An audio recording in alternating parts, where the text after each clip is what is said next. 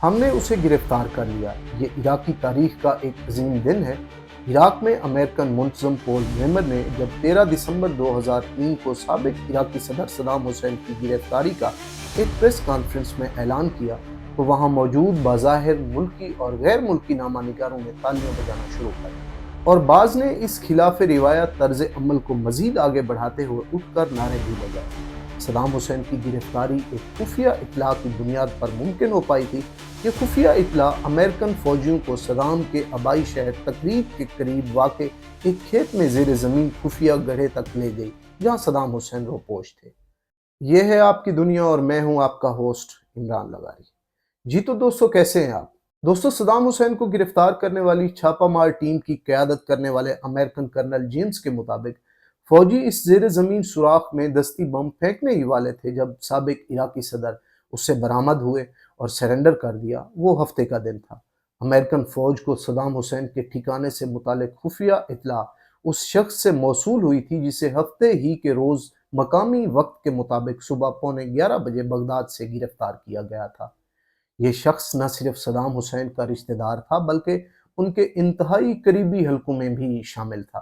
صبح 11:15 بجے موصول ہونے والی اس اطلاع کے بعد شام کا اندھیرا پھیلنے کا انتظار کیا گیا اور جیسے ہی شام ڈھلی تو 6 بجے کے لگ بھگ اندھیرے کی آڑ میں امریکن 4th انفینٹری ڈویژن کے تقریباً 600 فوجی صدام کے آبائی شہر تقریب کے قریب 2 ممکنہ ٹھکانوں کی جانب بڑھنے لگے۔ دوستو، خفیہ اطلاع کی بنیاد پر یہ قیاس کیا گیا تھا کہ انہی 2 ممکنہ ٹھکانوں میں سے ایک پر صدام حسین موجود ہو سکتے ہیں۔ یہ صدام حسین کو زندہ پکڑنے یا مارنے کا مشن تھا جس کے لیے بننے والی فوجیوں کی 2 ٹیموں کو والورن 1 اور والورن 2 کا کوڈ نام دیا گیا تھا۔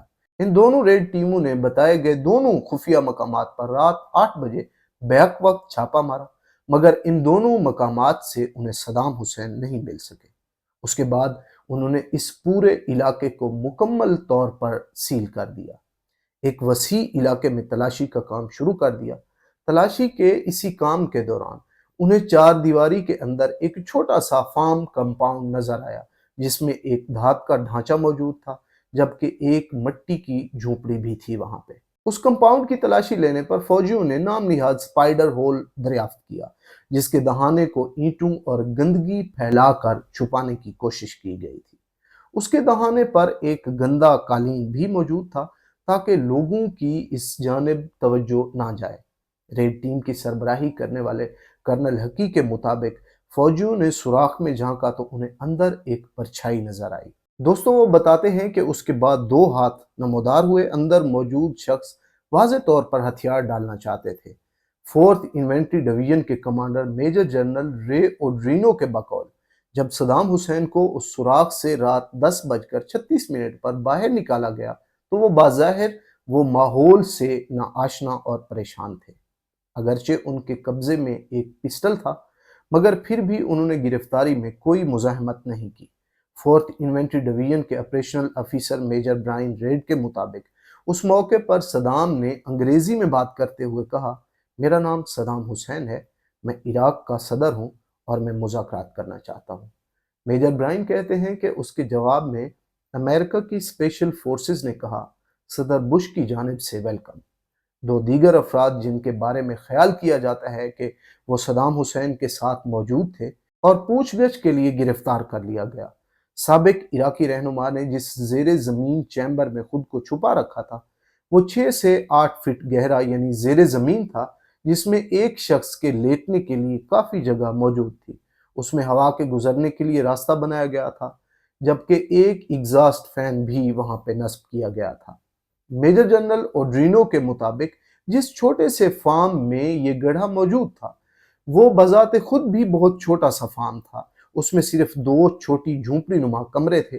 ان کے مطابق جھونپڑی نما کمرے میں سے ایک بیڈ روم تھا جس میں پہننے کے کپڑے، ان کپڑوں میں نئی ٹی شرٹس اور جرابیں بھی موجود تھیں، جبکہ ساتھ ہی ایک مختصر سا باورچی خانہ تھا جس میں پانی کی سپلائی موجود تھی۔ دوستو، کہا جاتا ہے کہ جب بھی اتحادی افواج عراق کے اس علاقے میں موجود ہوتی تو صدام حسین اس فارم کے جھونپڑی نما کمروں سے باہر نکل کر زیر زمین سوراخ میں پناہ لے لیتے تھے۔ یہ زیر زمین سوراخ دریا دجلہ کے بہت قریب تھا اور یہاں سے صدام حسین کے محلات میں سے چند محل بھی نظر آتے تھے۔ اوڈرینو کہتے ہیں کہ میرے خیال میں یہ ستم ظریفی تھی کہ وہ اپنے بنائے ہوئے ان عظیم محلات میں موجود ہونے کی بجائے دریا کے پار زمین میں موجود ایک سوراخ میں رہ رہے تھے۔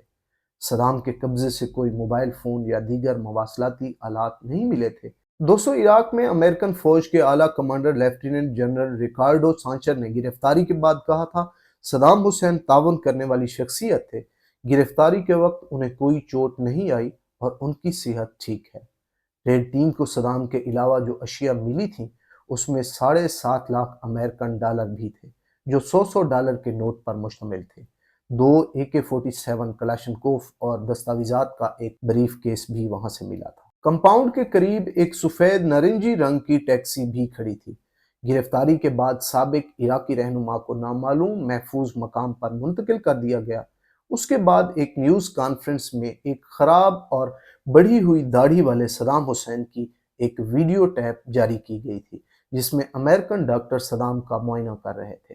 اس مشن کی کامیابی فقط رشتہ دار سے ملنے والی اطلاع نہیں تھی بلکہ صدام کے آبائی علاقے تکریت میں گزشتہ کئی مہینوں کے دوران انٹیلیجنس معلومات کو اکٹھا کیا جا رہا تھا۔ دوستو، امریکن افواج نے موصول ہونے والی خفیہ معلومات، زیر حراست افراد سے پوچھ گچھ اور معلومات کے سخت تجزیے کی مدد سے صدام حسین کے ممکنہ ٹھکانوں کی تصاویر تیار کر لی تھی، لیکن یہ قیاس کیا جاتا ہے کہ امریکہ کی طرف سے صدام کی گرفتاری کی معلومات کے لیے پیش کردہ $25 ملین کی انعامی رقم نے ان روایتی وفاداریوں کو کمزور کرنے اور صدام کی قسمت کو خراب کرنے میں بخوبی اپنا کردار ادا کیا تھا۔ دوستو، سن 2004 میں BBC کے ایک پروگرام میں انکشاف کیا گیا تھا کہ صدام حسین کے اس خفیہ ٹھکانے کی اطلاع صدام کے محمد ابراہیم عمر نامی رشتہ دار نے فراہم کی تھی جو صدام کے بہت قریبی حلقوں میں شمار ہوتے تھے اور ایک موقع پر ان کے یعنی صدام حسین کے باڈی گارڈ بھی رہ چکے تھے۔